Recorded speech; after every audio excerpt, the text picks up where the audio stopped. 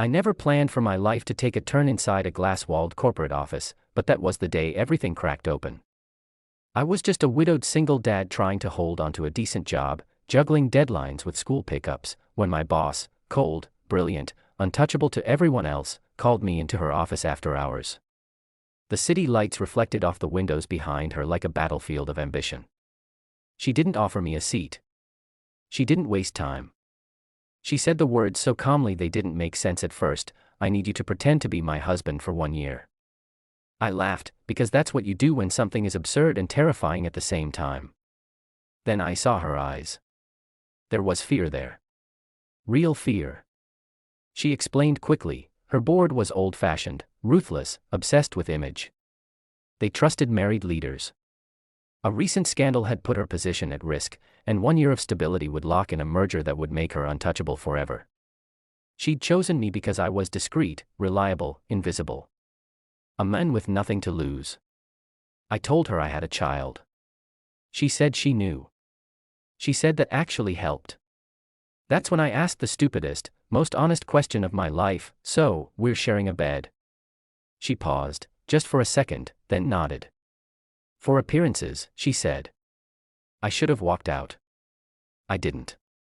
Because rent was due. Because my daughter deserved security. Because somewhere deep down, I saw that she was just as trapped as I was. Moving into her penthouse felt like stepping into someone else's life. My daughter thought it was an adventure. She adored my boss instantly, which scared me more than the contract I'd signed. At home, my boss, now my wife, wasn't the icy executive everyone feared. She was awkward, guarded, human. We laid down rules like lawyers negotiating a ceasefire. No feelings. No crossing lines. Separate lives. The bed was huge, a symbolic battlefield with a pillow wall down the middle. Nights were the hardest. We'd lie there in silence, two strangers pretending not to notice each other's breathing, pretending the warmth wasn't real. Days were performances, company dinners, charity galas, staged laughter, her hand slipping into mine at exactly the right moments. The more we acted, the more convincing it became. The more convincing it became, the more dangerous it felt. My daughter started calling her Mom by accident. She didn't correct her. I watched my boss soften around a child who saw through her armor, and something in my chest began to ache in ways I didn't have names for. Halfway through the year, the lines blurred. We fought like real couples, about schedules, about my daughter, about control. One night, after a brutal board meeting, she broke down in the kitchen, confessing that she'd spent her whole life proving she didn't need anyone, only to realize she was lonelier than she'd ever been. I held her. I shouldn't have. The pillow wall disappeared after that, not in some dramatic moment, but quietly, like it had never belonged there in the first place.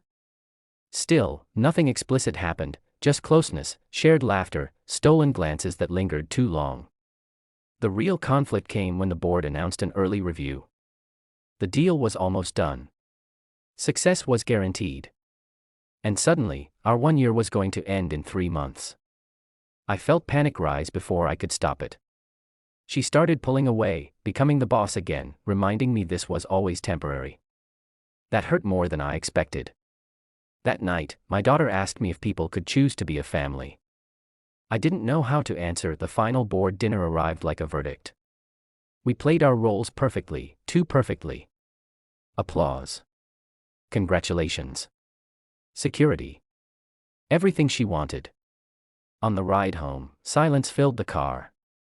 At the penthouse, she thanked me like an employee. Like it had all meant nothing.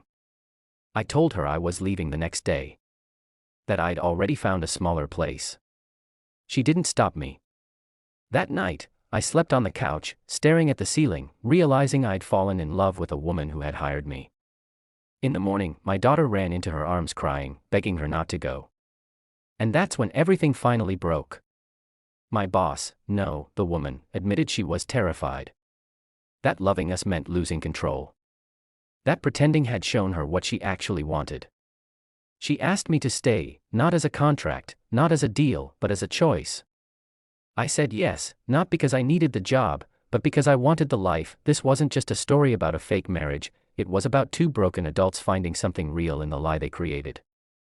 And if you felt that tension, that slow burn, that emotional pull, then you already understand why these stories matter.